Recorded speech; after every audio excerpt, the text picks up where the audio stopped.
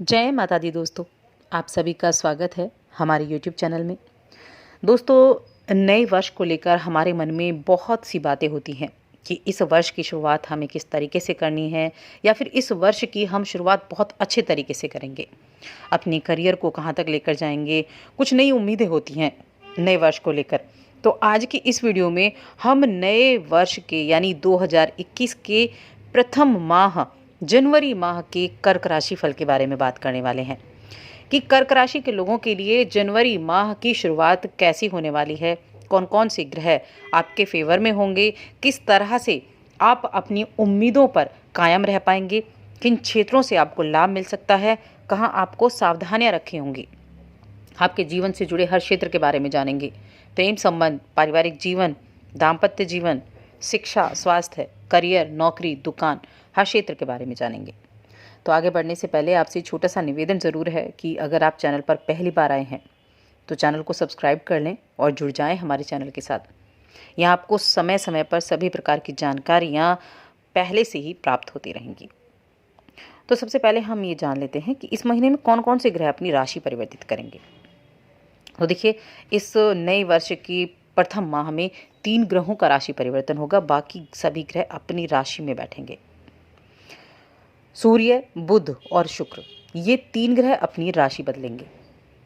शुक्र इस महीने के प्रथम सप्ताह में यानी कि 4 जनवरी को धनु राशि में गोचर करेंगे और 28 जनवरी को फिर से राशि बदलेंगे और मकर राशि में जाएंगे। मकर राशि में पहले से ही शनि और गुरु की युति है। अब 28 जनवरी को ये भी शनि और गुरु के साथ सम्मिलित हो जाएंगे। उसके बाद बुध जो कि 5 जनवरी को मकर राशि में गोचर करेंगे। मकर राशि में गोचर करेंगे, मकर राशि में बैठकर गुरु और शनि के साथ युति करेंगे। उसके बाद 25 जनवरी को फिर से राशि परिवर्तन होगा और मकर से निकलकर कुंभ राशि में इनका प्रवेश हो जाएगा।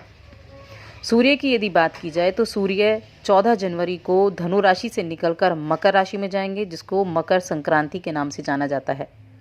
यानी जो सूर्य का गोचर होता है उसको संक्रांति बोला जाता है। मकर राशि में सूर्य जाएंगे तो ये मकर संक्रांति का पर्व मनाया जाता है। अब इस महीने में 14 जनवरी से 28 जनवरी तक 4 ग्रह एक ही राशि में होंगे।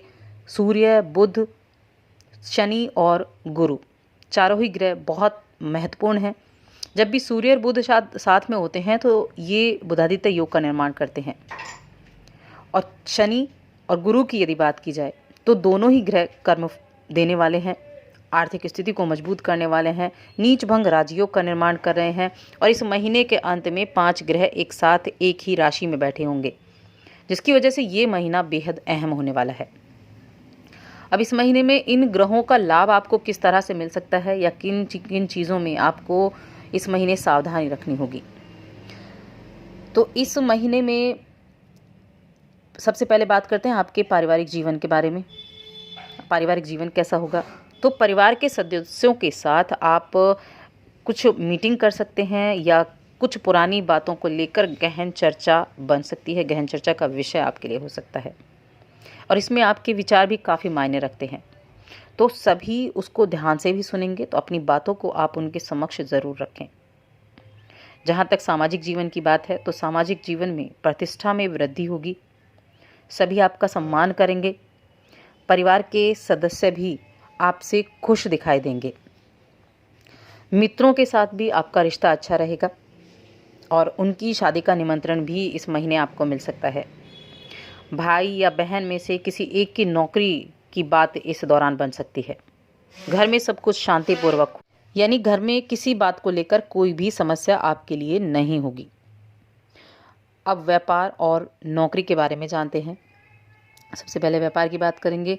जो इस राशि के जातक व्यापारी हैं, व्यापार करते हैं, तो उन लोगों के लिए ये महीना बेहद शुभ फल देने वाला साबित होगा।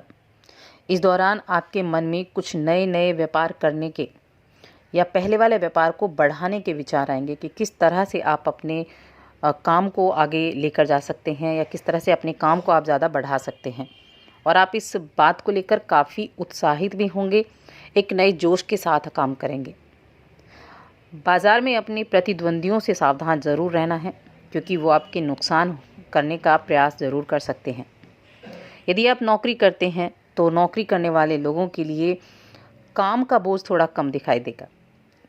जो आपका महीने के अंत में, दिसंबर के अंत में थोड़ा काम का प्रेशर ज़्यादा था, तो जनवरी में आपको कम दिखेगा और इस कारण आप अपना काफ़ी समय अपने परिवार को, अपने निजी कामों को दे पाएंगे। सरकारी अधिकारी इस महीने अपने काम पर कम ध्यान दे पाएंगे, किसी अन्य मामले में उलझे रहेंगे। शिक्षा और करियर के बारे में जान लेते हैं।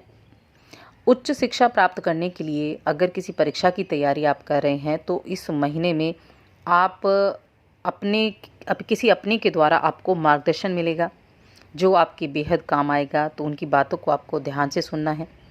यदि आप नौकरी की तलाश में हैं और नौकरी प्राप्त करना चाहते हैं, उसके लिए प्रयास कर रहे हैं, तो इस महीने आपको 2 से 3 इंटरव्यू देने के अवसर ज़रूर प्राप्त हो सकते हैं। और अगर आप सफल नहीं होते हैं तो बिल्कुल निराश ना हो, उनसे कुछ सीखने का प्रयास करें ताकि आपको बेहतर रिजल्ट मिल जाए। लेकिन उम्मीद है कि इस महीने आपको रोज़गार की प्राप्ति होगी। जो स्कूली शिक्षा ग्रहण कर रहे हैं वो छात्र छात्राएं अपने लिए कुछ नया करने का प्रयास करेंगे।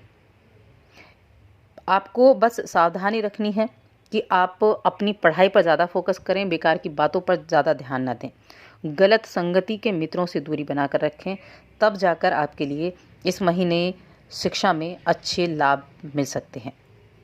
अब प्रेम जीवन के बारे में जान लेते हैं, दाम्पत्य जीवन के बारे में जान लेते हैं। तो यदि आप प्रेम संबंध में हैं तो इस महीने आपके घर वालों को आपके रिश्तों के बारे में पता चल सकता है।